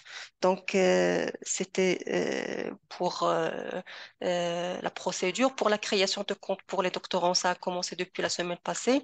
On a informé toutes les universités et il y a beaucoup de questions qui demandent sur les établissements qui ont envoyé. Donc, euh, ce que je peux vous dire, que nous avons reçu les listes de 3 universités. Le reste, on est en attente. On va lancer un rappel pour nous envoyer les listes des doctorants inscrits à partir de la troisième année. Et j'espère que d'ici la prochaine session, parce qu'on va certainement organiser une deuxième session, j'espère que d'ici là, vous aurez tous vos comptes. Il y a beaucoup de questions sur le délai de création de compte. Au niveau de l'IMIS, on essaye de créer aussitôt les comptes, aussitôt les listes envoyées. Donc, on essaie de ne pas marquer de retard. On fait, Mademoiselle Nasser, très remerciée, fait beaucoup d'efforts pour accélérer l'opération de création de compte. Donc, on essaie de le faire le plus tôt possible selon les demandes qui sont reçues. Donc, mais en général, ça se fait très vite, très vite. Donc, c'était ça. Et je sais qu'il y a beaucoup de questions. Il y a des questions qui se répètent, mais on va essayer Mhm. de prendre celles les plus intéressantes. Il y a une autre. Et, si vous Oui, permettez, Pamela, il y a beaucoup de oui, questions sur l'IA, le taux toléré. Donc, est-ce que cette action est considérée comme plagiat, comme IA? Donc, oui. on vous invite à consulter les politiques qui sont faites sur l'utilisation de l'IA. La plupart des éditeurs le font, ils exposent et présentent leurs politiques pour ce qui concerne l'utilisation de l'intelligence artificielle dans la rédaction des articles scientifiques. On va bientôt vous partager avec vous un petit guide sur ces politiques pour en prendre compte. Et ça reste euh, en fonction des éditeurs et de leur politique. Donc, à vous, Pamela. Oui, merci. Alors, je vois qu'il y a des questions sur, OK, est-ce que les références sont plagiat? Est-ce que la bibliographie peut être considérée comme une partie de texte plagié? Alors, il y a peut-être un peu de confusion ici. Alors, comme j'ai dit auparavant, le système ne détecte pas du plagiat, détecte de la similarité. Ça, quand il y a une citation, quand il y a une bibliographie qui a été surlignée avec un couleur qui vous porte à une source dans la base de données, ça ne veut pas dire qu'il y a du plagiat. Le plagiat, c'est une conclusion à laquelle on arrive une fois qu'on a analysé tous les résultats.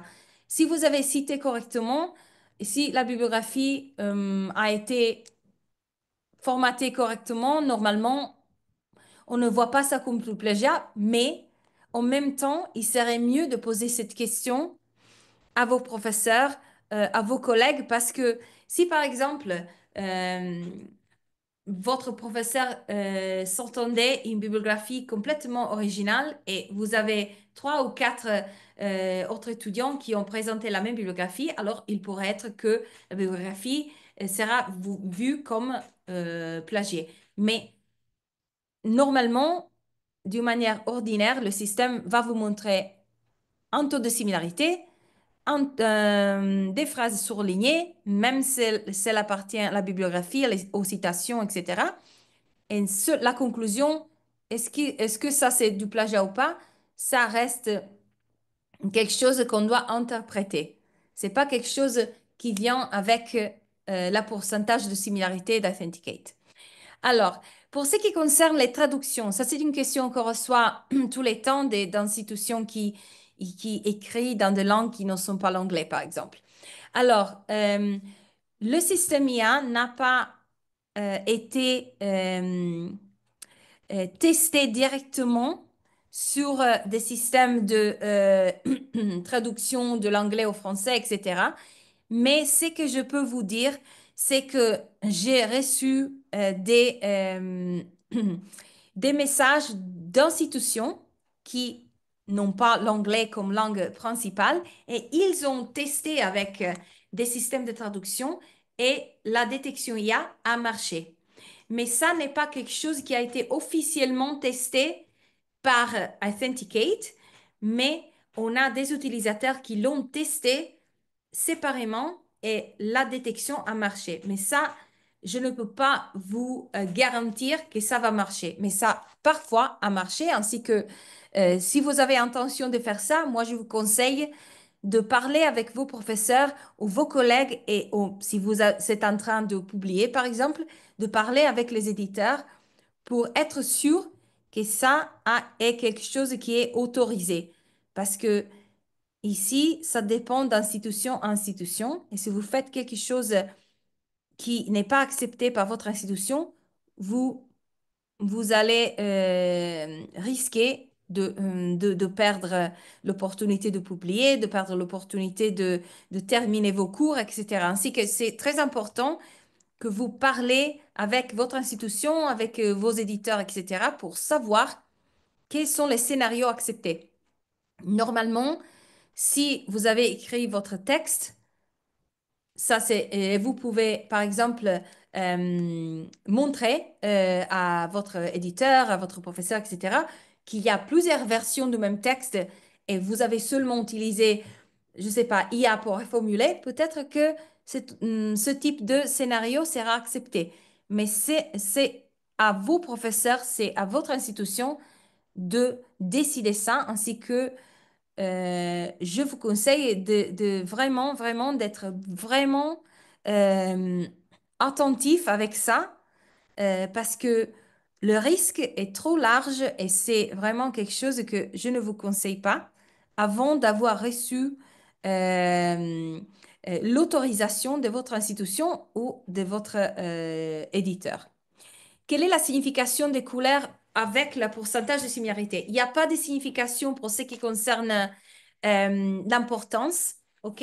Les couleurs ont été offertes parce que on a besoin de distinguer chaque source l'une de l'autre. Parce que si, par exemple, on a 50 sources et toutes les 50 sources vous montrent les couleurs gris, ça est quelque chose difficile à analyser. Il serait très difficile de dire, oh, mais quelle était la source Internet numéro un vers la source Internet numéro 4? Parce que si tout est en gris, c'est difficile. Mais ça, c'est la raison pour laquelle on a des couleurs. Mais il n'y a pas des significations d'importance. Ainsi que ça ne veut pas dire que le rouge est quelque chose qu'on doit analyser immédiatement et le vert, ah, c'est quelque chose qu'on ne doit pas regarder parce que le vert, c'est une couleur qui me dit que tout va bien. OK? Alors, le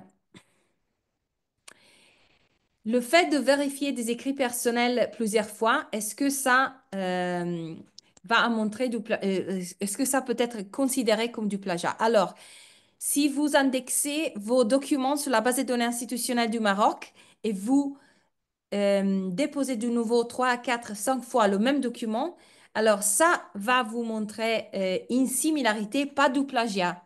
Oubliez le mot plagiat, c'est similarité. Le plagiat, c'est quelque chose d'autre parce que si on parle de vos documents ici, vous pouvez toujours exclure ces documents. Vos professeurs peuvent exclure le même document de la liste des sources et dans ces cas, le pourcentage se réduira immédiatement.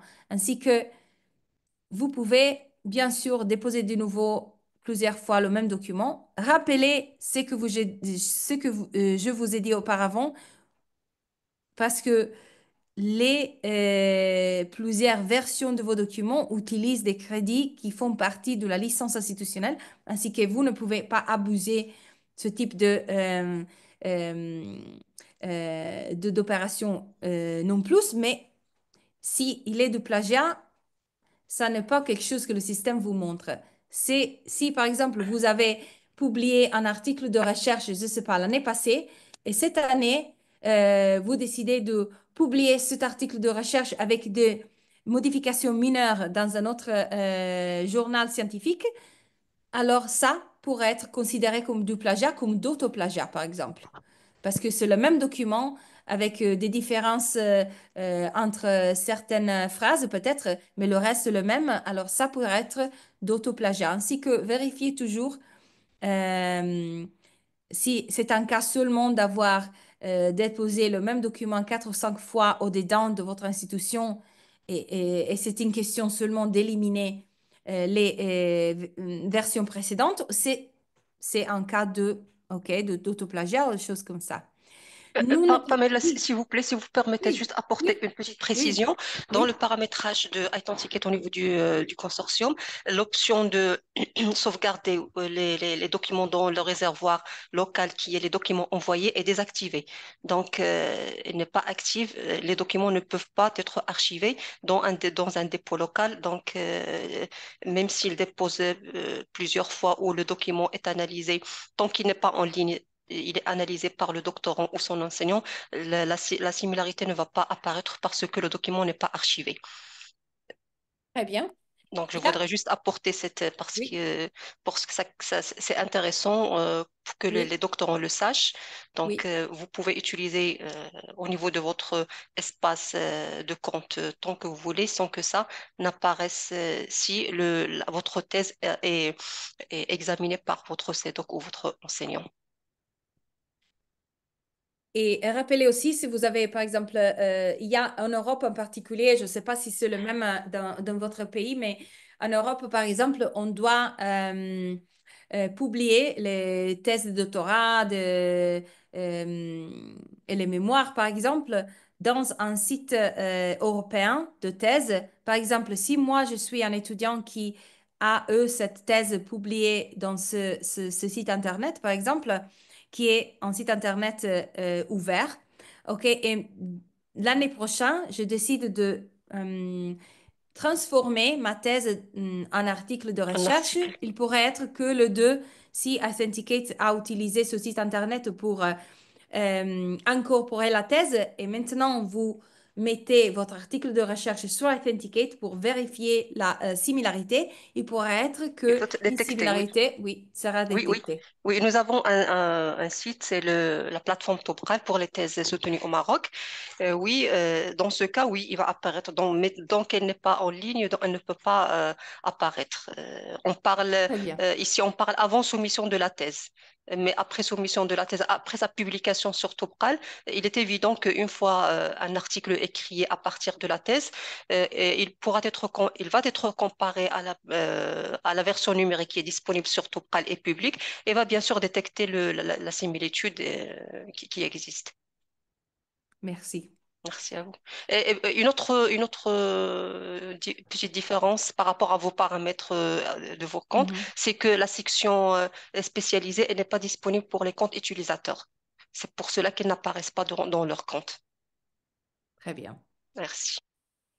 Alors, une autre question, c'est, pourrez-vous nous donner des exemples de sites de logiciels qui permettent de formuler les idées? Bien, voilà. Je suis ici pour vous conseiller de ne pas utiliser ce type de choses, ainsi on n'a pas de conseils à vous donner pour ça. Et je vous dis aussi d'être très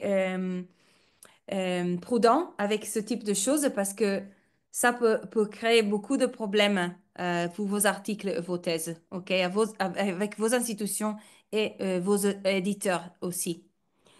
Euh, alors, je crois que Euh, tous les autres, il y a beaucoup de questions qui se répètent. J'ai vu traduction, on a parlé de ça. Euh, tester les documents.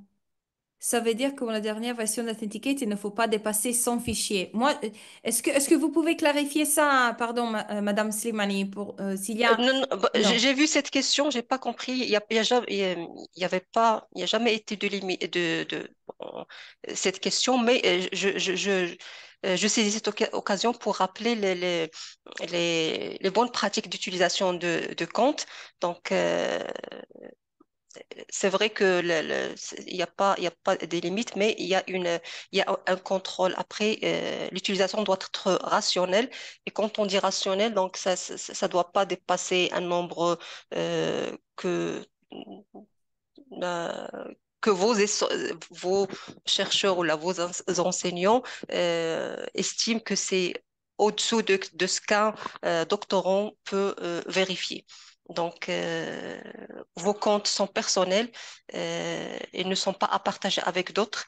Et les soumissions que vous faites doivent être rationnelles et selon le besoin. Donc, ne pas faire d'utilisation trop excessive pour ne pas voir votre compte peut-être, comment dire, pas supprimé, mais suspendu parce on fait un contrôle sur l'utilisation pour ne pas avoir les soumissions épuisées comme dans l'ancien contrat. Donc, c'est ça, une utilisation rationnelle selon vos besoins, une utilisation individuelle. Donc, merci. Merci. Alors, il y a une petite question pour ce qui concerne la reformulation avec Quillbot ou traduction par DeepL. OK.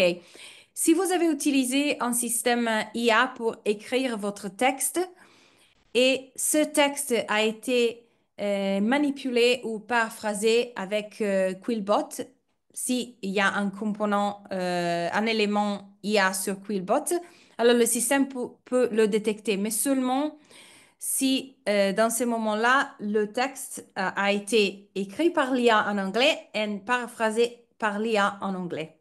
OK? Ça, c'est l'option que vous pouvez aussi retrouver sur Authenticate. OK?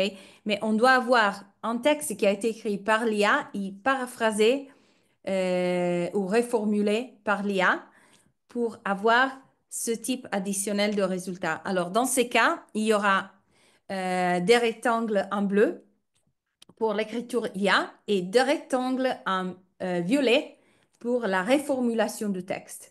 OK? On dit que ça, c'est possible aussi. Pied de phare image, OK, on a déjà parlé de ça. Alors, on reçoit toujours des questions. Je veux répéter pour ce qui concerne la pourcentage acceptable de similitude. Il n'y a pas une. C'est pas quelque chose qu'on vous donne ici de Turnitin ou Authenticate. Ce qu'on sait, c'est que normalement, il devrait être quelque chose que vos institutions décident. Et ça pourrait être un 20%, un 30%, ça dépend. Mais aussi, je vous conseille toujours, si vous êtes en train de publier ou d'envoyer quelque chose à un éditeur, de contacter l'éditeur et lui demander s'ils ont un pourcentage, un taux maximal de similarité acceptable parce que parfois, il y a des institutions, votre université par exemple, pourrait être que l'université accepte un taux de similarité plus large qu'un éditeur. Et si vous envoyez un article de recherche qui, par exemple, contient un pourcentage de similarité plus large que le pourcentage accepté par l'éditeur, votre article sera refusé. Ainsi que il n'y a pas un pourcentage maximal universel qu'on peut vous conseiller parce que chaque institution, chaque éditeur peuvent changer. Ainsi que il est important de contacter chaque fois, si vous changez d'université, si vous contactez un éditeur, quel est le pourcentage qu'ils acceptent? Parce qu'il n'y a pas un pourcentage acceptable universellement. OK? Et- Pamela?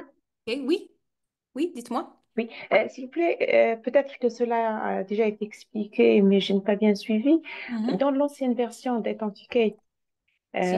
si un paragraphe ou une phrase était détecté dans plusieurs sources ou correspondances, il fallait exclure toutes ces sources pour qu'elles soient considérées soi-disant correctes. Est-ce que c'est toujours Mhm. le cas dans cette nouvelle version ou suffit d'exclure une seule source, par exemple? Yeah, so dans la nouvelle version, je retourne sur la section euh, que j'ai introduit dans la phase finale. Où est-elle? Ok, ici. Ok, dans la version nouvelle, comme je vous ai montré hum, euh, euh, dans la phase finale, il y a des groupes de correspondance. Ok, avec les groupes de correspondance, si vous avez, par exemple, mettons, des phrases, pardon, le même paragraphe apparaît dans 7 sources différentes. Alors, si je vais sur le groupe de correspondance, par exemple, et mettons que il y a ces 7 sources ici, OK? Avec pas de citations, etc. Alors, si j'exclus une de ces sources ici ou une de ces correspondances, OK, qu'on appelle bloc de texte, alors si vous éliminez une de ces blocs de texte d'ici, le bloc de texte disparaîtra de toutes les sources qui étaient au-dedans de la liste des sources de similarité. Ainsi que, au lieu d'utiliser l'exclusion manuelle de chaque document comme ça, ok, vous cliquez sur exclure la source. Au lieu de faire ça, vous allez sur groupe de correspondance, vous allez sur pas de citation, etc. Et vous excluez directement le bloc de texte d'une de ces sources et cette correspondance disparaîtra de toutes les sources restantes aussi. Ainsi qu'il y a une manière plus rapide de le faire. Mais les groupes de correspondance fonctionnent avec l'anglais, mais pas avec les autres langues correctement pour l'instant. Mais il est possible de les utiliser, oui. Est-ce que ça répond à votre question? C'est plus clair Oui, oui, oui, très bien. Ok. Donc, parce qu'avant, c'était un peu pénible dans la Mhm. version 1. Donc, c'était Oui. résolu, c'est très bien. Je n'ai pas vu des questions nouvelles parce que ces options pardon, toutes les questions que j'ai vues sont vraiment connectées aux autres sur l'IA, etc. Est-ce qu'on peut utiliser l'option des faibles correspondances? Oui, oui, comme vous voulez. Le minimum, c'est 8 mots que vous pouvez exclure avec ça. Mais oui, le reste, sont traduction IA. Oui, je pense qu'on a répondu aux questions. Oui, tout à fait. On a Oui, fait le tour de toutes ces questions. De toute façon, il y a l'enregistrement qui sera disponible. Pamela va nous l'envoyer. On va le mettre sur notre chaîne YouTube cnrst.officiel. Donc, vous aurez l'occasion de revoir l'enregistrement et vous allez certainement trouver la réponse à beaucoup de questions pour ceux qui nous ont rejoints un peu tard. Sinon, il y aura l'occasion d'organiser d'autres sessions de formation et d'ici là, j'espère que vous aurez tous vos comptes et vous aurez testé la solution et vous aurez préparé vos questions pour les poser dans nos prochaines sessions de formation. Donc, je remercie euh, Pamela beaucoup parce que dans chaque session de formation, elle consacre plus de temps que prévu. Elle essaie de répondre à toutes les questions. Désolée pour tous ceux que nous n'avons pas peut-être pu voir leurs questions. Mais j'espère que nous avons déjà fait le tour de toutes les questions et que nous avons répondu à tous vos questions, quoi. Donc, merci beaucoup. Merci Pamela. merci Et beaucoup. merci aux participants qui sont restés avec nous jusqu'à la fin de cette session et on vous donnera rendez-vous dans de prochaines sessions de formation sur l'utilisation de la nouvelle solution de détection de similitude Authenticate V2. Pardon. Oui, merci à tous les participants pour être restés ici et écouter à nos réponses sur les questions. Et merci Madame Slimani et Madame Nasser aussi pour m'avoir aidé aujourd'hui avec des clarifications. Et oui, l'enregistrement, je l'enverrai aujourd'hui. Et après, si vous avez des questions, vous pouvez toujours m'écrire. Merci encore et je vous souhaite une bonne journée. Et pour la fin de Ramadan, dans une semaine, je vous offre mes félicitations pour les célébrations aussi. Merci beaucoup, Pamela. Au nom des participations, je vous remercie et bonne fin de journée. Merci à vous tous. Au Au revoir. revoir. Au revoir.